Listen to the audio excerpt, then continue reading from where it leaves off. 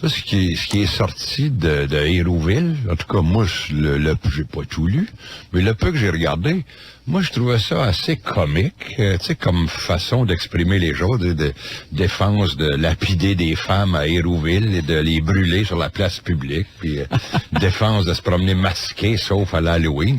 Moi, je trouvais ça assez drôle. Mais là, tout ce qu'il y a au Québec de bien-pensant et grimpé dans les rideaux, puis peut-être ce qui me dérange aussi là-dedans, c'est comment les gens de Montréal, ou certaines personnes à Montréal ont traité les gens de la campagne, tu sais, des gens qui connaissent d'habitants, de colons, tu sais. Ouais.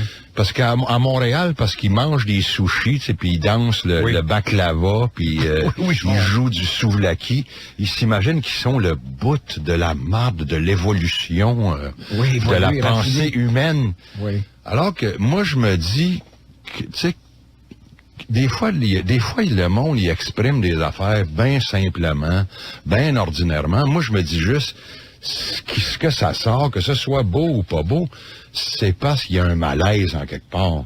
Alors, il faut comprendre ce malaise-là et non pas, tu sais, comme Charette le nier, c'est la charte. Qui a chier que la charte. Non, mais la charte, c'est une affaire. On a remplacé Dieu par la chatte. Oui. Mais la chatte, ça a été faite par des êtres humains, donc ça peut se changer par des êtres humains, puis c'est pas un objet sacré, ça, la chatte.